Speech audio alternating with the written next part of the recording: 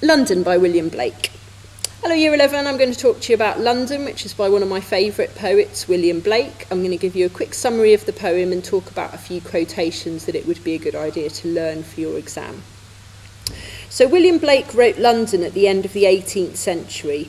Blake was a really interesting guy. He was quite a radical for his time. He questioned society. He questioned whether things needed to be as they were. He questioned religion, which was an extremely radical thing to do at that time.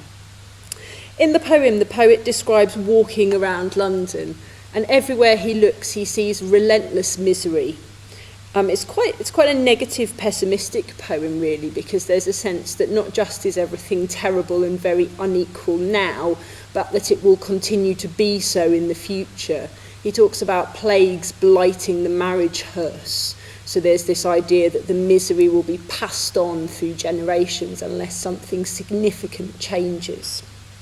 A couple of quotations that you might want to learn from this poem.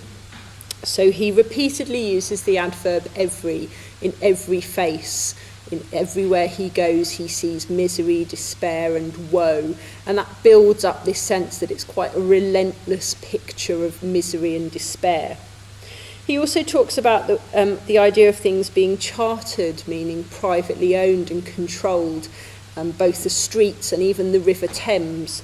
There's quite an interesting juxtaposition in the line where the chartered Thames does flow. The verb flow, which suggests something quite free and natural, and we can't imagine how a river could really be controlled and owned, but in fact it was, and Blake is quite critical of this. He also describes the mind-forged manacles, which is a really interesting metaphor. It suggests that people are in chains, oppressed and unhappy, but also that perhaps some of their unhappiness is caused by their own mentality and way of thinking. It's not necessarily just the rich and powerful who are oppressing them, but it's their own lack of aspirations, their own lack of hope, which is keeping them in chains, in manacles.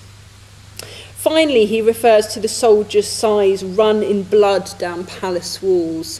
It's quite an interesting line which can be interpreted in a number of ways. It could mean just that those in power, kings and queens, don't care about soldiers dying in wars on their behalf. Their blood is on the walls outside the palace, so it's not affecting them.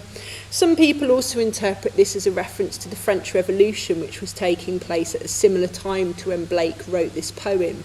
So in France, the peasants and the working class rose up and overthrew the king and the ruling aristocracy.